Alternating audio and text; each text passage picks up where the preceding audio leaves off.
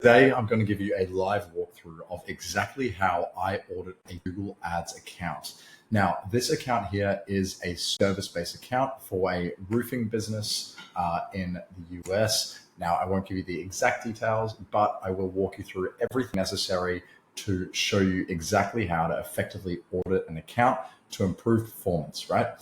If you don't know who I am, my name is Max and I'm from Crakanthorp, where we scale lots of businesses with Google Ads. We've generated millions of dollars for our clients in both e-commerce and service-based businesses. And I can't wait to show you some more today on how to audit this account.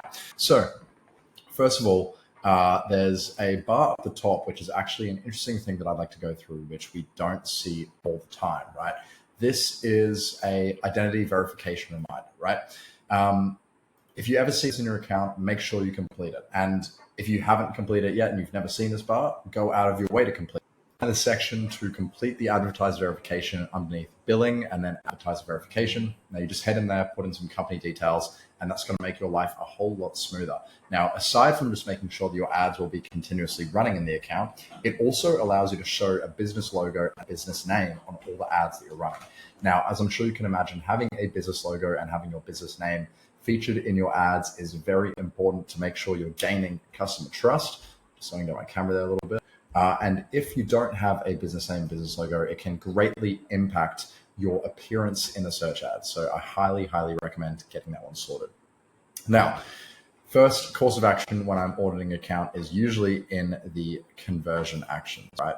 Now, conversion tracking is often broken for a lot of the brands that I work with. So one of the things that not just the brands I work with, actually almost every account I've seen, it's very, very common to have conversion tracking broken. So I like to check and make sure everything looks all right. Now, I do a little bit of backstory and a bit of context in this account. In this one in particular, this old lead form submission event is a duplicate. It's tracking duplicate conversions. That's why it's not currently enabled primary. It's only secondary action. But our primary event is tracking accurately with a number of 2 conversions in the last 30 days.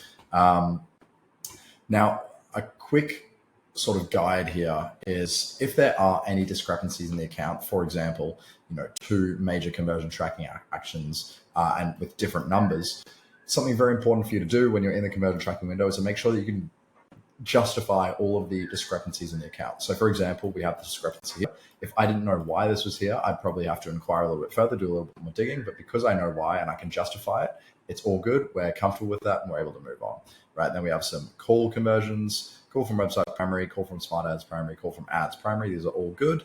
And that's exactly what we should have on a service-based account, right? Now, let's go back to the next most important thing to check in audits, which is a search term report. Now, what I'm going to do is I'm just going to exclude some of the brand terms here so it's not super clear.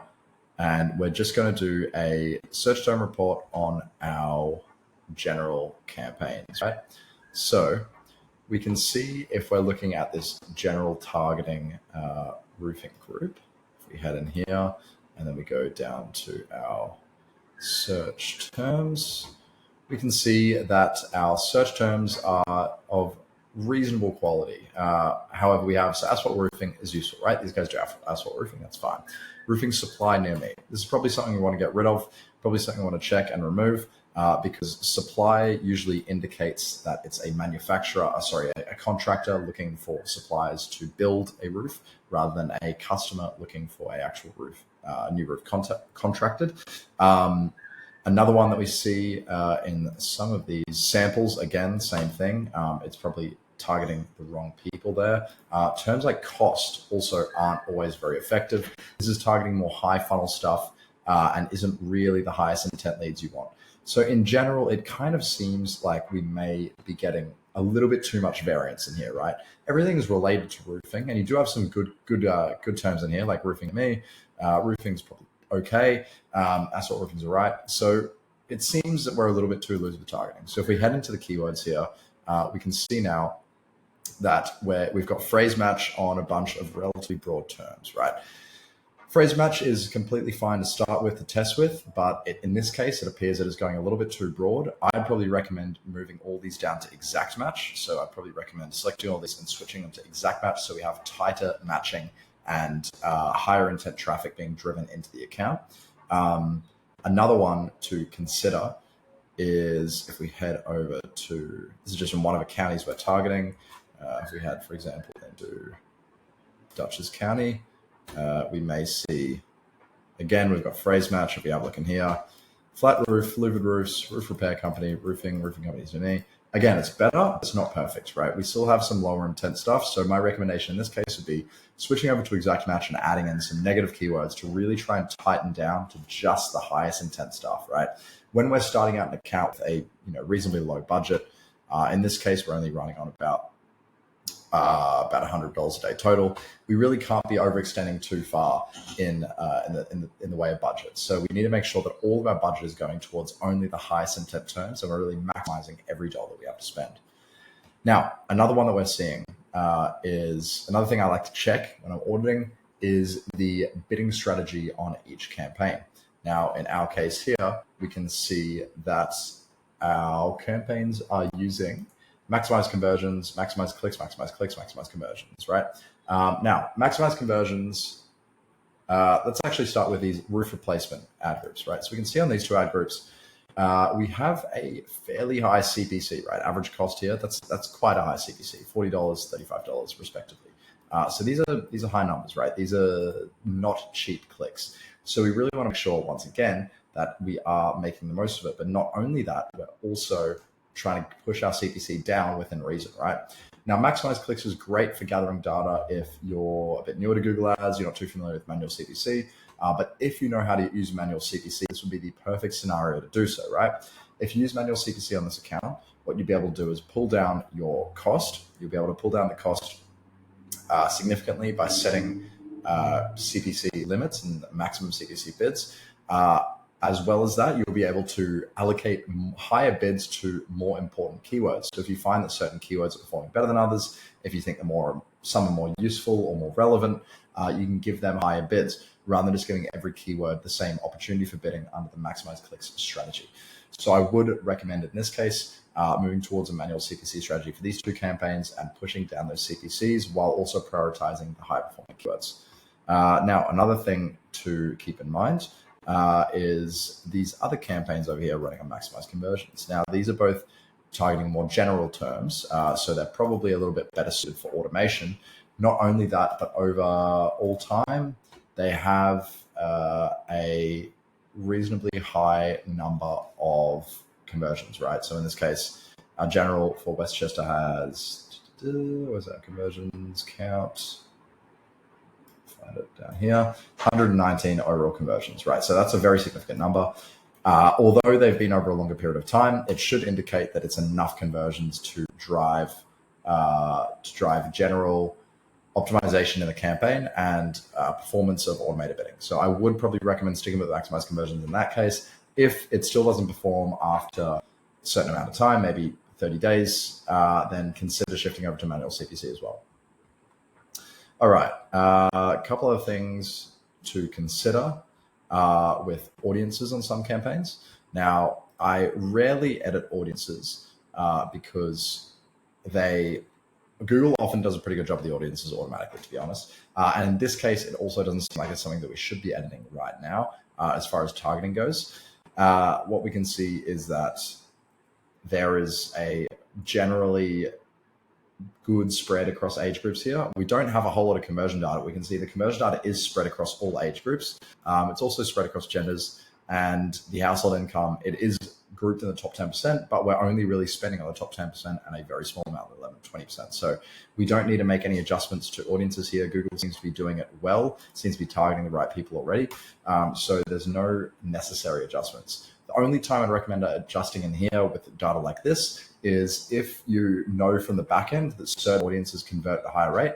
So perhaps the 65 plus age group converts at a higher rate than the 35 to 44 age group based on the data on the back end of your business, then sure, it will be reasonable to target that 65 plus age group. But in any other case, I just recommend letting Google do its own thing, unless you're really getting to high levels of spend where you have a lot of data, or if your data is showing that certain audiences are performing better, in which case you can either target them or set adjustments, bid adjustments towards them. Now, another important thing that we're seeing is when it comes to competitive insights is that we are really on top of the competition across all of the competitors in our targeted areas, right? So we have the highest impression share, highest top of page rate, or almost the highest top of page rate, and the highest absolute top of page rate. So all of these are indicating we're positioning a really good place for our region and for our Google Ads. So what that indicates is we are showing at the top of a lot of searches. And linking back now to our keywords that we're going over at the beginning, it probably indicates we just need to tighten in our keyword universe, get a smaller number of more high intent keywords, and continue ranking highly on those keywords. And in which case, we will probably see an improvement in performance, and we will see a greater number of conversions coming through at the same cost. Finally, one more thing to consider with these campaigns is that the budget is somewhat low for a company like this. As I mentioned earlier, it's a roofing company. The average service cost is $5,000 and beyond in a lot of cases. So when we're only spending $100 a day, it will inevitably take a long time to acquire customers, and it will take a long time for the account and campaigns and automated targeting to optimize as well. So in a case like this, you probably would want to give it a little bit more budget if possible to speed up that optimization process and to allow you to get more conversions coming through over the 30-day period if it's running profitably, obviously. So those are the main things that I look at in this account. There are a few extras, which I won't go through today because they're a bit smaller. Stuff like ad copy, that is for an entire different video on how to write effective ad copy. But you've seen the biggest things, right? The biggest things I look at first: conversion tracking, search terms, bidding strategies. Another big one is actually campaign structure. I will give you a brief overview of campaign structure. We can see right now it's just running with one ad group, which is completely fine because we only have a lower budget. And within that one ad group, there's about 6 keywords running, which is a reasonable number of keywords as well. For this budget, we wouldn't want any more than one ad group per campaign. And when we switch these keywords over to exact match, we'll likely see a lift in performance there. But anyway, that is everything for the audit video today. I hope you got some insights of where you might want to start looking in your account when you're auditing it, and also how you can gain some more improvements from specific changes in the account. If you want a clearer guide with complete instructions on exactly how to set up a full Google Ads account yourself from step 0 to finished, all with my direct instruction, alongside a scaling guide, alongside optimization checklists and a conversion tracking setup guide, everything you need to set up an efficient account in Google Ads, please feel free to check out the link below. I have a new product that I think would really, really help you. As well, if you're interested in getting direct one-to-one support with Google Ads, please feel free to book a call with me down below. I'll be more than happy to discuss the opportunity with you. That is all from me today, and I look forward to seeing you guys in the next one. Thank you.